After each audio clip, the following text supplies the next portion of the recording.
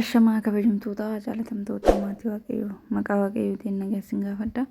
Akkam bultan akkam turtan akkam yoo naaf rookna eegdan amiin waaqayyoon akka badii bal'acha keenya cubbuu keenya nurratti hin lakkaa'in akka arjummaaf jaalala isaatti eegee nutis ga'ee guyyaa irraa fi yeroo kanan gannu gee maqaan waaqayyoo keenya kan galateeffameef kan ulfaateen of haa ta'u ameen.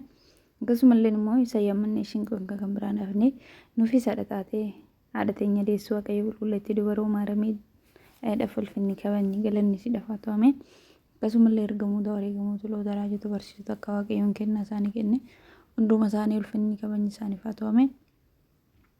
Akkasumallee immoo bagayyaa nuti gaafachaan kabajamee luun guyyaarraa yaadatamee luun hundumti keenya nagaan geenye amiin wajjumaan geenye kabajamtootaa fi hordoftoota maatii kan taatan hundi keessanuu warroonni cinaakoo jiraachaa turtan cinaakoo video kee daawwachuudhaan like share naaf godhaa jirtan hundumti keessanii ulfaadha galatooma isiniin jedha. Gaarramuu viidiyoo tokko qabadheen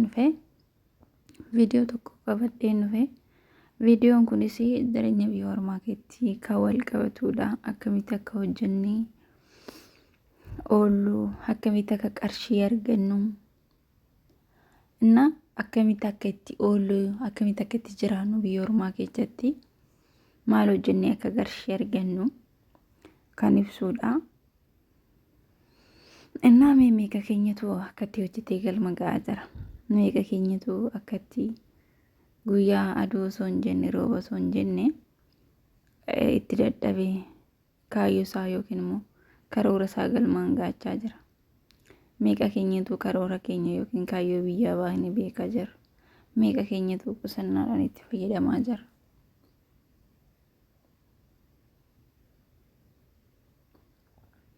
እና biyya bo'uun keenya inni guddaan jijjiiramuudhaaf yookiin immoo galma yaadni galmaan ga'uudhaaf namni karoora malee hin deemu. Hunduu karoora mataasaa qaba. Karoorfatanii biyyaa baanu waan ta'eef karoora san immoo galmaan ga'achuudhaaf jabaatanii hojjetanii jireenya biyya ormaa keessatti እና immoo akkasumallee immoo meeqa keenyatu kaayyoo keenya galmaan ga'atee jira.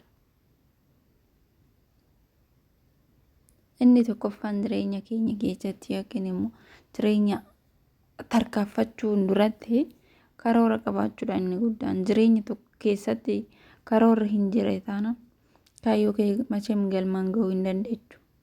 Maaliif erga fuulduraaf kun boruuf kan iftaaniif jettee hin karoorfanne ta'e karoora galmaan ga'achuu hin dandeessu dhugaa dubbachuuf taana.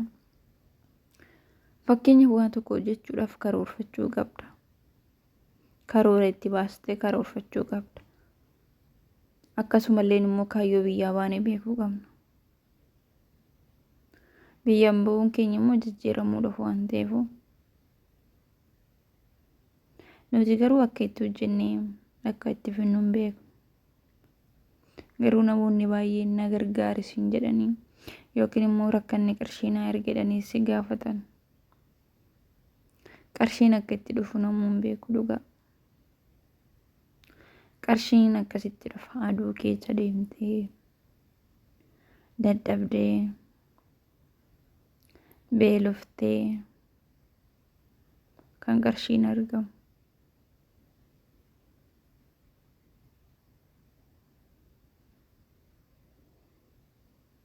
Innaa akkasii qalliitti dhufu qarshiinii osuma immoo qarshii akkasitti haala kanaaf nu karoora itti baafannee kaayyoo itti baafannee karoora keenya irratti karoora ofiisan irratti cimanii hojjetanii kaayyoo yaadde yookiin immoo sababii yaabaati san beekte galma yaadde sin geecha. Fakkeenya maatiillee hin gargaarra yoo ta'e maatii yaani hundeen keenya maatiidha waan ta'eef maatiin jalqaba nutti dhamaahanii nu wajjin rakkatanii nu guddisanii irra sadarkaa kanaan nu ga'a waan ta'eef gargaaruun hin jira. Gargaaruu yoo jennu immoo gargaaruu jechuun gargara jechuudha. Gargaaruu jechuun walii adda jechuudha.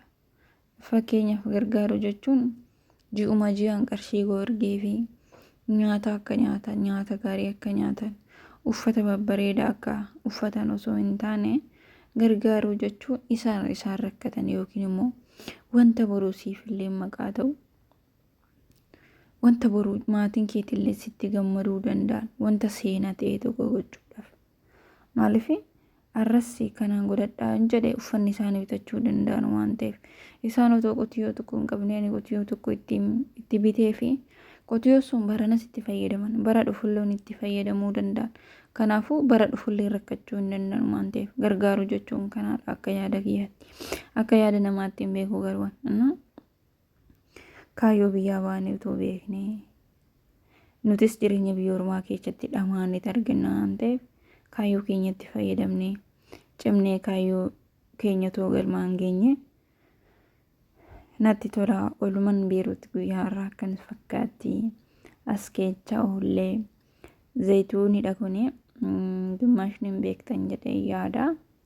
Warri gara baadiyyaa hojjettanii baay'een isaa zayituunii hin beektanii. Ani duraan garuu argee hin beeku bichaa kanuma nyaatamu sun malee kana maasadhaa guuruu isaa hin beekun ture. Garuu warra baree jira oolmanuu achi ture. Innaa baay'eetti aduu keessa turre. Aduun isaa baay'eetti oowaa akka gaara wayiiti waan ta'eef qilleensi hin jiru.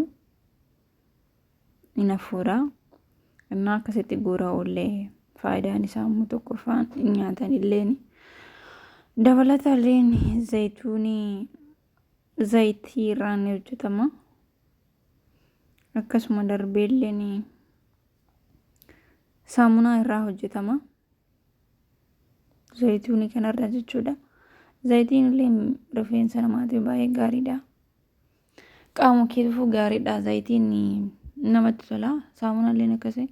Fakkeenya saamunaan namoonni tokko tokko fuula keenya fi saamunaan urgaa qabu namaaf hin tolu. Ani akka kootti naaf hin tolu saamunaan urgaan fuula kootti wanta adda addaa fuula koo irratti na baasa waan ta'eef saamunaa fuula hin qabneen kanan fayyadamu.